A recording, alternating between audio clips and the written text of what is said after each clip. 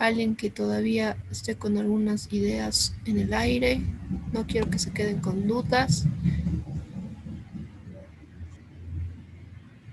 ¿No hay más dudas? Doctora, perdón, yo tenía una duda aún. Adelante, ¿Será que María Jesús. ¿Cuál es tu duda? Gracias, doctor. Tenía una duda respecto a los contratos del personal extranjero. Eso no me quedó muy claro. O sea, ¿cuál era el procedimiento, digamos? Porque sí hablamos en la clase, pero no lo entendí completamente. No sé si se pudiera ampliar un Claro poquito que sí. más en qué nos consiste. Gracias, doctora. Ya. ¿Tienes tu ley general del trabajo a la mano, María Jesús? Vámonos al artículo 3.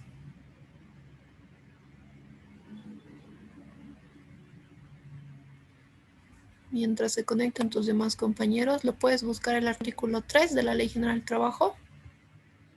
Sí, sí, ya lo tengo, doctora. A ver, dale una leidita al artículo 3, das lectura y ahí voy a proceder a explicarles. Ah, ya, perfecto. Dice, en ninguna empresa o establecimiento el número de trabajadores extranjeros podrá exceder del 15% del total y comprenderá exclusivamente a técnicos. El personal femenino tampoco podrá pasar del 45% en las empresas o establecimientos que, por su índole, no requieren en una mayor María Jesús, ¿podrías volver a repetir? Te cuento que se orden cortó, dejé de escucharte. Quizás lo mismo les ha funciones de pasado a tus director, compañeros. administrador. Ah, ya, perdón, ya, doctora, voy a Volveremos ya, repetir. te volveremos a escuchar, porque se empezó Ya, a cortar, está bien. no sé si te han logrado escuchar. Ya lo voy a repetir. En ninguna, artículo 3, en ninguna empresa o establecimiento el número de trabajadores extranjeros podrá exceder del 15% del total y comprender exclusivamente a técnicos. El personal femenino tampoco podrá pasar del 45% en las empresas o establecimientos que, por su índole, no requieren usar el trabajo de estas en una mayor proporción. Se requiere ser de nacionalidad boliviana para desempeñar las funciones de director, administrador, consejero y representante de las instituciones del Estado y en las particulares cuya actividad se relacione directamente con los intereses del Estado, particularmente en el orden económico y financiero. Súper. Ya. Gracias, María Jesús. Este artículo nos está diciendo de que va a haber una restricción de los trabajadores extranjeros, tanto en porcentaje como en el tipo de servicio que va a cumplir el trabajador extranjero. ¿Qué nos está diciendo? Básicamente que del total de una planilla de trabajadores, el 15, perdón, del total de una planilla no puede superar del 15% la cantidad de trabajadores extranjeros. Es decir, por cada 8 trabajadores que yo tenga en mi planilla, uno puede ser de nacionalidad extranjera. Número uno. Número dos, la norma restringe el tipo de servicio y te dice que van a cumplir funciones estrictamente técnicas. ¿Qué quiere decir esto?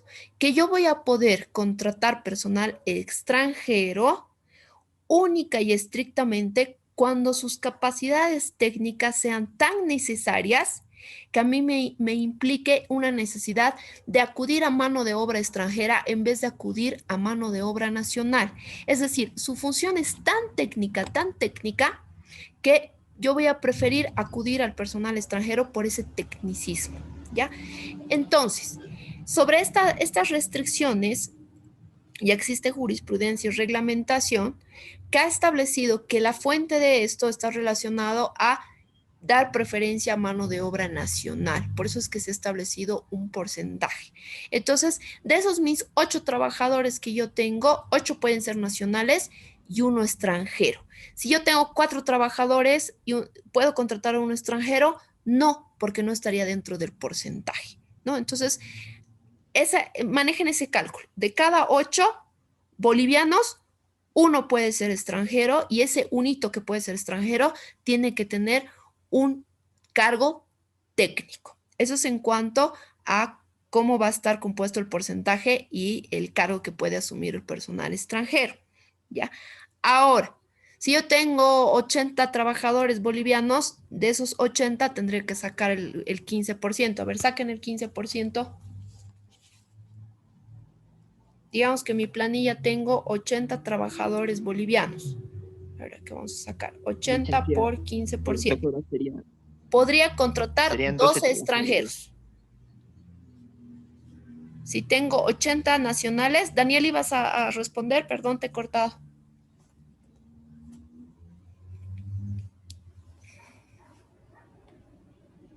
Ya.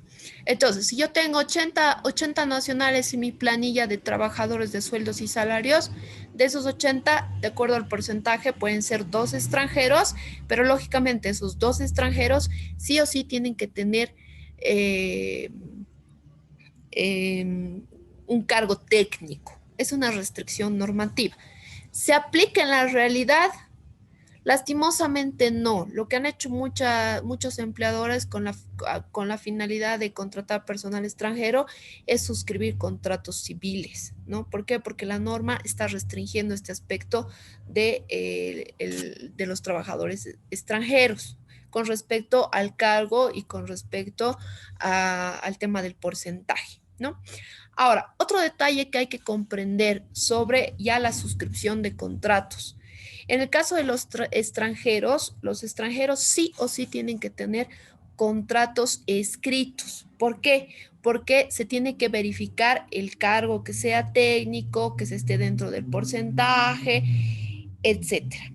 Los contratos de personal extranjeros, de acuerdo a la resolución ministerial 854 del 2014 del Ministerio de Trabajo, Empleo y Previsión Social, tiene competencia para el visado de contrato extranjero el jefe departamental de trabajo. ¿Ya? En el caso de contrato personal nacional, es visado por los inspectores de trabajo. El de personal extranjero lo visa el jefe departamental de trabajo, previa verificación de que se esté cumpliendo el porcentaje de cantidad de trabajadores y el cargo, es decir, que sea un cargo de índole técnico. Ahora, ¿qué más tenemos que ver en el contrato de personal extranjero, además del porcentaje y el cargo? Tenemos que ver que en el caso de la nacionalidad, esto es netamente administrativo, se va a ver el costo del visado de contrato de trabajo. No va a ser el mismo costo para todos los casos. ¿Qué más tengo que ver? La temporalidad de residencia del trabajador extranjero. Porque no nos olvidemos que algunos extranjeros tienen residencia temporal hasta máxima de 2 años. ¿Qué quiere decir esto? Que puedo suscribir un primer contrato a plazo fijo hasta un segundo contrato a plazo fijo no mayores a un año, que va a estar sujeto a la temporalidad de residencia del trabajador. ¿Cuándo voy a poder suscribir un contrato indefinido con un personal extranjero? Cuando esta persona de nacionalidad extranjera tenga una residencia indefinida en el país. Y esto, de acuerdo a la normativa de migración en Bolivia, se da a partir del tercer año de residencia, lo que quiere decir que tendrían que haberle dado por lo menos 3 años de residencia, y ya para el cuarto año tiene que tramitar su residencia indefinida en el país. Y ya con una residencia indefinida en el país, recién se puede suscribir un contrato de carácter indefinido con el trabajador extranjero. No sé si ha quedado alguna duda más sobre esto de los contratos de personal extranjero. Por mi parte, no, muchísimas gracias, doctora. Ya he comprendido mejor algunos puntos que me quedaban aún pendientes. Gracias. Super María Jesús. A ver, tengo a alguien que está alzando la manito. Es Daniel. Dice, doctora, una pregunta. Dice, cuando se trabaja indefinidamente, ejemplo, 10 años, en algún puesto de trabajo que no tiene contrato, solo fue verbal, igualmente cuenta con los respectivos derechos al momento de que se haga el retiro correspondiente al puesto. Sí, Daniel, estaríamos hablando de una relación de carácter indefinida. Por lo tanto, ese trabajador, como cualquier trabajador que pudiera tener un contrato de carácter escrito, tiene a partir del día 90, en este caso si son 10 años, tiene derecho a todos los beneficios sociales. ¿Cuáles son los beneficios sociales? ¿Quién se acuerda?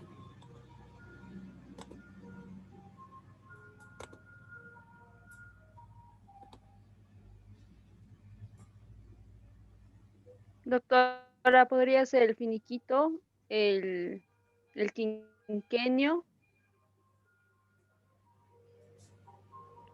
A ver, ya el quinquenio, ¿es Doctora, beneficio o es derecho laboral? el finiquito. El finiquito, a ver, no confundamos. Perdón, Miriam, que te corte antes de que nos confundamos. El finiquito es el formulario mediante el cual se va a pagar los derechos y beneficios sociales de los trabajadores, ¿ya? De acuerdo a la resolución ministerial 58 del 80, no, 04 del 89, hoy ya me está fallando mi memoria, me van a disculpar, ¿ya? Que es del Ministerio de Trabajo, sí, 0489 es.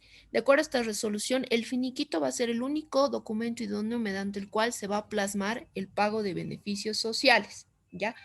El finiquito no es un beneficio social, es un derecho del trabajador que se le pague, sea visado, se le pague mediante, con el finiquito como respaldo, sea debidamente visado y se le entrega una copia al trabajador, ¿ya?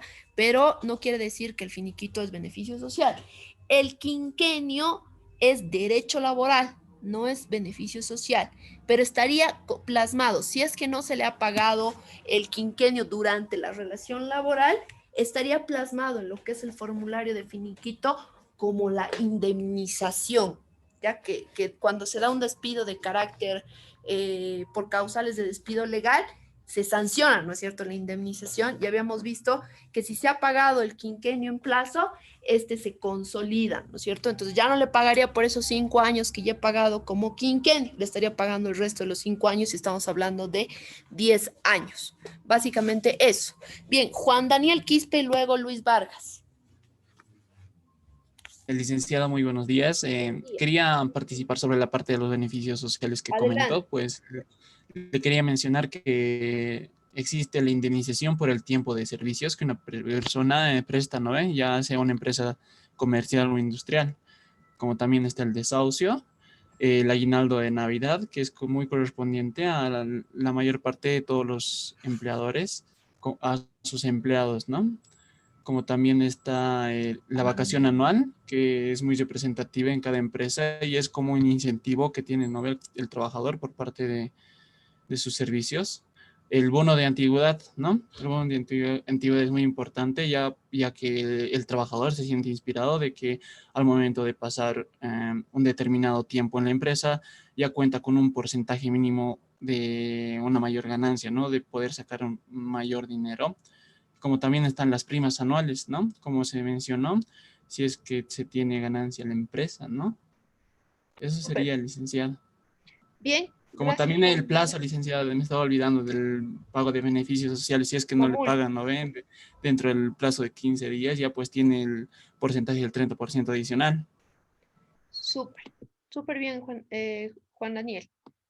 Enseguida vamos a aclarar un par de puntitos. Le daré la palabra a Luis Vargas antes de que se le vaya sus ideas. Dale, Doctora, Luis. buen día. Yo iba a decir también lo mismo, exactamente lo mismo. Ya. A ver, Bueno, sobre lo mismo, Luis, gracias. ¿podrías diferenciar lo que es beneficio social de lo que es derecho laboral? Porque si bien Eh, Juan Daniel nos ha dado una lista de lo que se plasma en el finiquito, hay que diferenciar que no todo es derecho, no todo es beneficio social, hay que diferenciar entre derecho y beneficio social. ¿Podrías establecer esa diferencia? bueno, licenciada, lo que se comprende por beneficios sociales es que generalmente hace referencia a la indemnización por tiempo de servicios y Ya, entonces ahí estaría la indemnización, ¿no es cierto? eh, los derechos laborales, como el derecho laboral, se deberían de pagar dentro del finiquito. Bueno, no sé si me dejo comprender, Sí, doctora. estamos bien, vamos bien. Entonces, a ver, lo que decías, Luis, dices, beneficio social estaría relacionado a lo que es la prestación de servicio con La el bien. indemnización. Entonces ahí entraría lo que es la indemnización, que es tu pago por servicios, que va a estar sujeto a la temporalidad de lo que has prestado los servicios.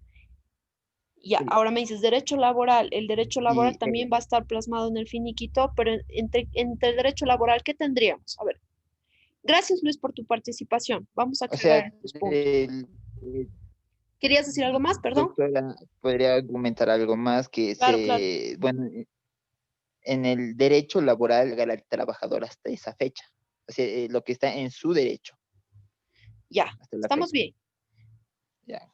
Entonces, doctor. Ya, gracias, Luis. A ver, entre los beneficios sociales, de acuerdo a la normativa, tenemos a lo que es la indemnización, tenemos al desahucio siempre y cuando se haya incurrido en un despido de carácter ilegal e injustificado, ¿no? Porque si es renuncia, no corresponde pues el desahucio, porque el desahucio es una sanción a la parte empleadora por vulnerar la estabilidad laboral del trabajador o trabajadora, ¿no es cierto?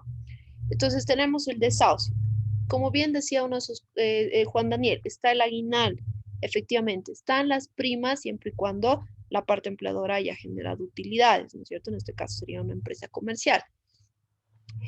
Y está el tema de lo que es el bono de antigüedad, ¿ya? Ahora, entre los derechos laborales, ¿qué vamos a tener?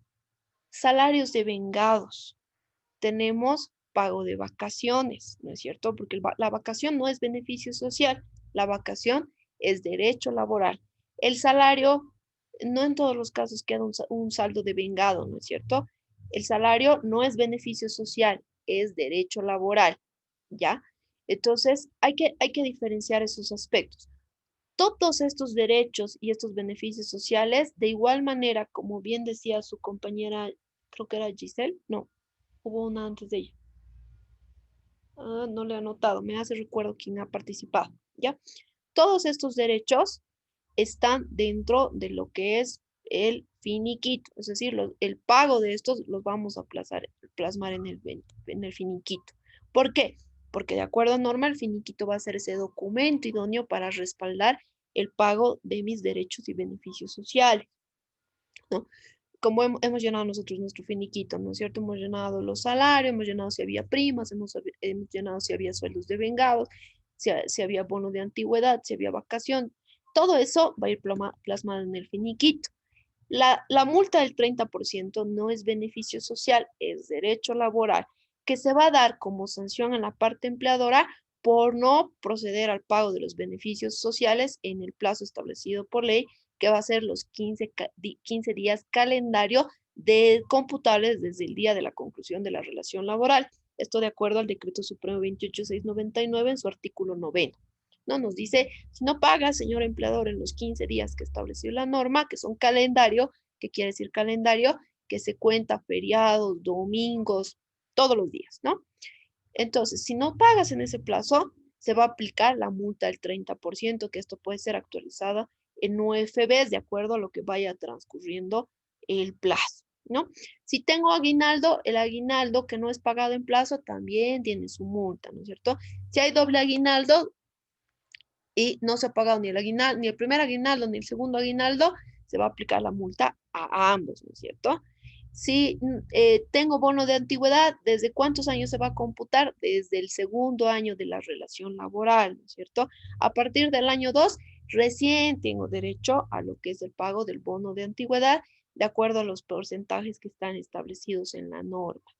Vacaciones, ¿desde cuándo voy a tener? Si yo tengo 90 días de relación laboral, ya tengo derecho al pago de beneficios sociales. Me van a pagar duodécimas por esos 90 días, ¿no es cierto? Pero ¿tengo derecho a que se me pague vacación? No, porque la vacación es un derecho laboral adquirido recién desde el año que se haya cumplido de la relación laboral. Es decir, un año y un día ya tengo derecho a la vacación. ¿Cuánto va a ser? De acuerdo al artículo 48 de la Ley General del Trabajo. De un año a 5 años es 15 días de vacación, ¿no es cierto? De 5 a 10, 20 días. De 10 para adelante, 30 días de vacación, ¿no es cierto? Entonces, tengo una escala de acuerdo a la cantidad de años. Entonces, si yo tengo menos de un año, ¿tengo derecho a la vacación? No. Si tengo un año y 6 meses de relación laboral, tendré que tomar en cuenta, ¿no? Esos 15 días por el año de vacaciones, más los 6 meses de duodécimas de vacación, ¿no es cierto? Entonces, no todo lo que se va a plasmar en el finiquito va a ser beneficio social, hay que aclarar. También vamos a tener derechos laborales que tienen que cumplir ciertas características específicas, como se da, por ejemplo, en el bono de antigüedad, en el aguinaldo, en el tema de vacaciones, como ser los plazos, para que yo tenga derecho al acceso al pago a este tipo de derechos. Bien, antes de que se haya cortado nuestra primera sesión, Giselle, ¿tenías alguna duda o algo que querías aportar?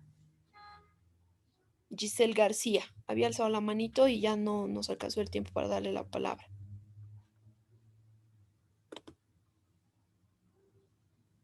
Bien, creo que no.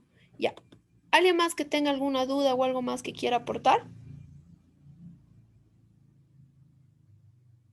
¿No quedan más dudas? ¿Todos clarísimo? Algo que me habían preguntado por el foro, que se lo contesté en su momento, pero quiero que lo volvamos a recordar ya que estamos hablando de derechos laborales y beneficios sociales. Me decían, doctora, ¿el salario indemnizable se lo va a pagar en el finiquito? Me decía. El salario indemnizable no es ni un derecho ni un beneficio social. El salario indemnizable nace de un cálculo que nos va a permitir establecer que sobre la base de ese cálculo el resultado final sea elaborado el cálculo de los demás beneficios sociales y demás derechos laborales. O sea, ¿qué quiere decir esto?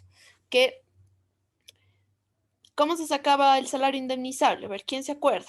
Alguien que no haya participado. Fernando Lozano, Fernando José. ¿Estás por ahí? Creo que ya lo habíamos llamado antes a Fernando y no nos ha contestado, ¿o no era él? No hay el Fernando.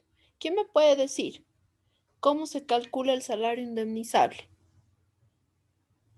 Doctora, Dale, Miri. doctora, Sí, te escucho, Miri. el salario indemnizable se calcula sumando todos los montos, ya sea de la Navidad, las primas, si se obtuvo, todo aquello se suma No, y el monto que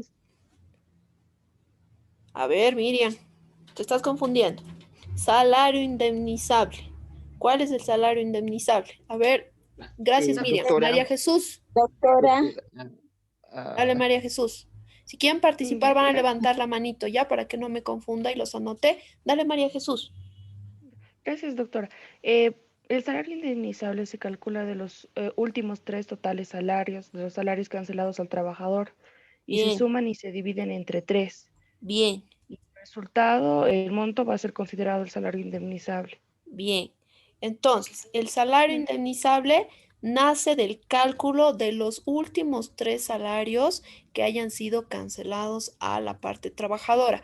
Creo que Luis quería participar, estaba alzando la mano. sí, doctora, iba a decir casi lo mismo, que el salario indemnizable es el promedio de los últimos 3 meses de trabajo. El total Pero ganado, ¿no es bueno, cierto? sí, doctora. Ya, ahora, a ese total ganado, ¿qué montos están ingresando? Eh, bueno, en ese monto podemos tener, por ejemplo, la par ¿El haber básico entra? Sí. ¿Bono de antigüedad entra? Creo que Luis se ha salido, ya no me sale en la lista. No he perdido a Luis. A ver, ¿qué va a entrar en el total ganado? ¿Va a entrar bono de antigüedad? Sí. ¿Va a entrar el tema de comisiones? Sí. ¿Va a entrar el tema de utilidades primas? Sí. ¿Va a entrar el tema del haber básico? Sí. Es decir, van a entrar todos aquellos ingresos que sean constantes, consecutivos, es decir, se paguen constantemente al trabajador, etcétera. Viáticos no entran, ¿no? ¿Por qué? Porque no es un pago continuo que se le da al trabajador. Se le va a pagar este viático de vez en cuando, ¿no es cierto? Entonces, algún bono extra, por ejemplo, un bono de puntualidad, ¿va a ingresar o no va a ingresar? No, no ingresaría. ¿Por qué? Porque este bono de puntualidad no sería un pago continuo que se estaría dando al trabajador. Si se da algún bono premio, porque puede ser por voluntad de partes o por voluntad del empleador, puede haber algún bono extra que se le va a pagar a la parte trabajador. Si no es un pago que sea continuo, que sea que se da constantemente o por lo menos cada 2 meses, cada 3 meses, estamos hablando de un ingreso que no es continuo. Entonces, aquellos ingresos que no sean continuos, que sean extraordinarios, no estarían ingresando al total ganado. Entonces, total ganado puede variar dentro de mes a mes, ¿no? Primer mes podemos tener el mínimo nacional, los 2.120 como haber básico mensual, pero el segundo mes podemos tener 2.500 porque resulta que ha tenido el tema de comisiones, ¿no? O para el siguiente mes ya cumplió los 2 años, ha hecho su calificación de servicios y ese trabajador ya tiene derecho al bono de antigüedad. Entonces, sube de acuerdo al porcentaje su pago mensual, ¿no es cierto? Y el ingreso varía para el tercer mes. Entonces, esos últimos 3 salarios totales, que por ejemplo, nosotros ya estamos en octubre, y concluye la relación laboral hoy, el 22. Entonces retrocedemos un mes, pues entraría septiembre, agosto y julio, ¿no es cierto? Para nuestro cálculo. ¿Qué hacemos? Como bien decía Miriam, sumamos y dividimos entre 3. Entonces ese resultado me va a dar mi salario indemnizable. Como bien decía Luis, ese salario indemnizable, ¿qué es? Es el promedio de los últimos 3 salarios que nos va a permitir ser utilizado como base para realizar el cálculo de nuestros beneficios sociales. Ese salario indemnizable me va a permitir calcular la indemnización por tiempos de servicios. Si corresponde el desahucio, me va a permitir calcular el desahucio. Si corresponde el tema de primas, me va a permitir el cálculo de las primas o el aguinaldo, ¿no es cierto? Entonces, este salario indemnizable va a ser eh, como, ¿cómo lo puedo decir? Va a ser la base sobre la cual yo voy a realizar el cálculo de derechos y beneficios sociales. No es un derecho, no es un beneficio social separado, no es que en el finiquito voy a poner salario indemnizable 2.500, ¿no? Y le tengo que pagar 2.500, no, sino que va a ser ese promedio, esa base sobre la cual yo voy a hacer el cálculo de mis derechos y mis beneficios sociales. Eso es algo que quería aclarar porque lo han consultado incluso en los foros, ¿no? Y no quiero que quede esa duda, ¿no? Entonces, el salario indemnizable no es un derecho, es un promedio, es una base de cálculo para lo que es el cálculo de los derechos y beneficios sociales que van a ser plasmados dentro de lo que es el finiquito, ¿no? Y el pago final. Ahora, siempre voy a pagar el tema los beneficios sociales. No, solo voy a pagar cuando, perdón, la parte, solo voy a pagar cuando la parte trabajadora, en vez de solicitar, por ejemplo, una reincorporación frente a un despido, solicita el pago de beneficios sociales. O cuando he renunciado también y he cumplido el plazo mayor a 90 días, de acuerdo a lo que establece el Decreto Supremo 110, también voy a tener derecho al pago de beneficios sociales, es decir, a que se me liquide mi finiquito, ¿no? Entonces, no siempre se va a dar por despido, también se va a dar por cualquier causal de despido legal. Por cualquier causal de despido legal. ¿Por qué? Porque solo va a sancionar el artículo 16 de la Ley General del Trabajo y el artículo 9, lo que es la indemnización y el desahucio. Pero si este trabajador tiene sueldos de vengados, vacaciones de vengadas, primas de vengadas, aguinaldos de vengados, no pierde pues esos derechos, porque la norma solo está sancionando lo que es la indemnización y el desahucio. Todos mis demás derechos se me tienen que pagar. ¿Y cómo se me van a pagar? Plasmados dentro de lo que es el formulario del finiquito. Bien, ¿alguna duda o consulta más acá?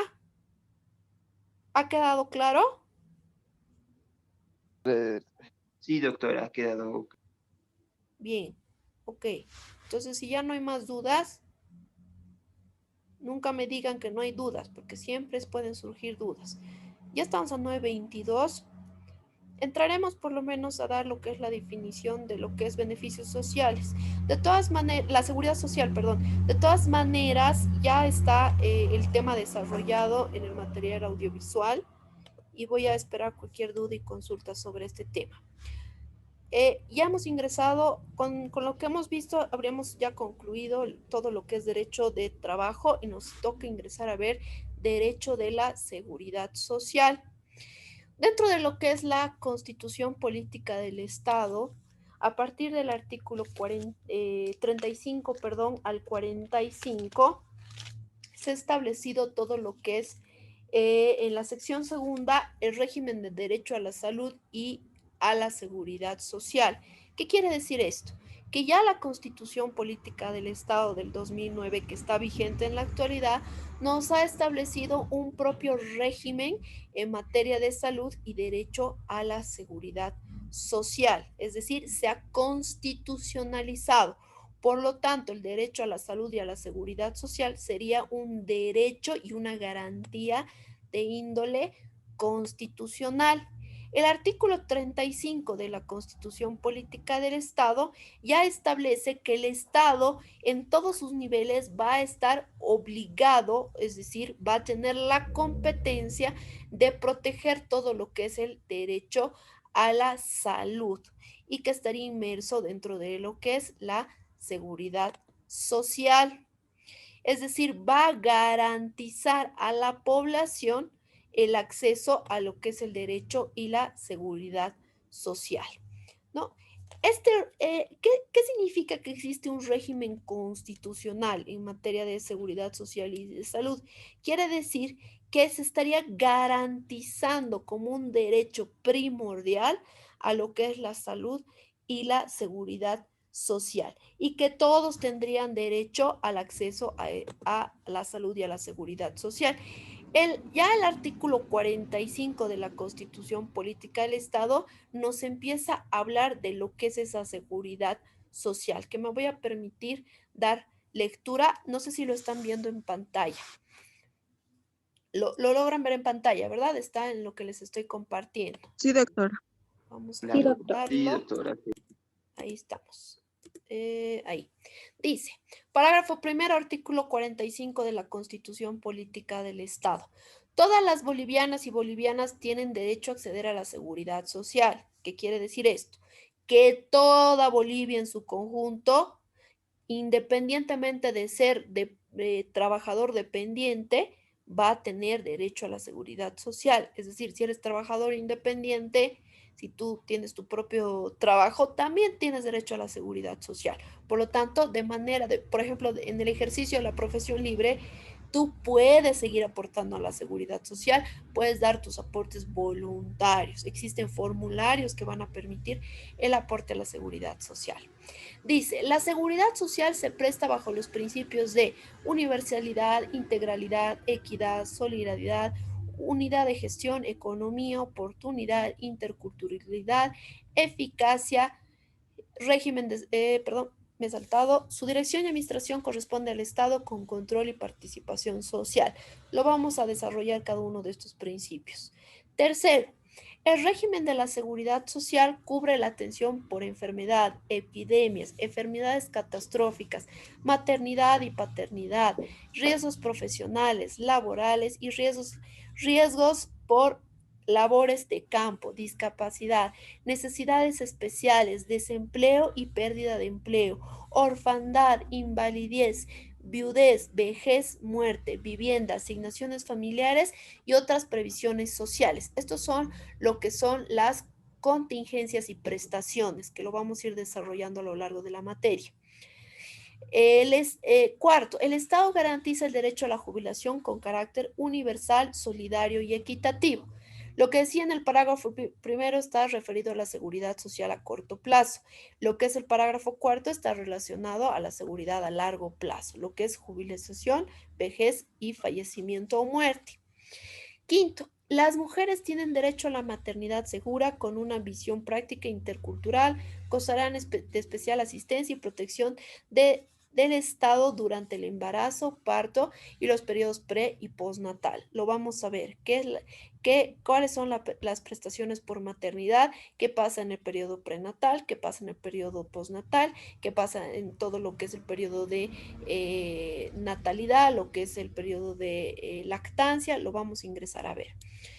Por último, sexto, los servicios de la seguridad social pública no podrán ser privatizados ni concesionados. En la actualidad tenemos lo que es el régimen de la seguridad social de índole público. Antes estaba a cargo de lo que eran las AFPs, Previsión y Seguridad Social. Ha habido una transición. Tenemos lo que es la empresa pública en materia de seguridad social. Lo vamos a ingresar a ver. Estamos dando una pequeña introducción de todo lo que es el régimen en la seguridad social en nuestro país. Tenemos que entender que si bien por un lado tenemos el derecho laboral, por otro lado vamos a tener el derecho de la seguridad social, pero el derecho de la seguridad social va a estar inmersa dentro de lo que es el derecho laboral como un derecho del trabajador. Cuando habíamos visto, ¿se acuerdan? Derechos y obligaciones, habíamos visto que uno de los derechos de la parte trabajadora es acceder a la seguridad social. ¿Por qué? Porque está reconocido como una garantía y un derecho de índole laboral, ¿no? Entonces, el trabajador dentro de lo que es el derecho laboral también tiene derecho a la seguridad social. Y esa seguridad social va a tener ciertos elementos y ciertas características específicas dentro de lo que es el régimen del derecho laboral. Como material como complementario, les he cargado al sistema la ley 065. Por favor, para la siguiente clase, les rogaría, la siguiente clase sincrónica que tengamos, puedan descargarla la ley en la medida de lo posible. Si es que existe la posibilidad, lo pueden imprimir, porque vamos a analizar de manera muy específica todo lo que es la ley 065 con respecto a lo que es el régimen de la seguridad social en nuestro país. Igual, por favor, el código de la seguridad social lo tenemos que tener. Ya estamos a 9:30. Todo lo que es estas diapositivas, lo que es historia y evolución de la seguridad social, definición de la seguridad social, está en nuestro material audiovisual, ya lo hemos desarrollado. Les rogaría, concluyendo la revisión del material, puedan realizar sus dudas y consultas en el foro o el chat. Y ya para nuestra siguiente clase sincrónica, que sea vía Zoom, vamos a desarrollar a mayor detalle ya lo que es el régimen de la seguridad social en nuestro país. ¿Ya? Entonces vamos a concluir hasta acá. Voy a estar atenta a sus dudas, a sus consultas, y conmigo nos estaríamos viendo hasta nuestra siguiente clase. A ver, tengo en el chat alguna pregunta. No se escucha bien, dice. ¿Le ha pasado lo mismo a todos? ¿No me podían escuchar? Fernando me ha escrito que no podía escuchar. Bueno, parece que solo era a ti, Fernando. Ha debido ser tema de conexión. Sí, Daniel dice que ha escuchado normal. Fernando, parece que era tu conexión. De todas maneras, he grabado la clase.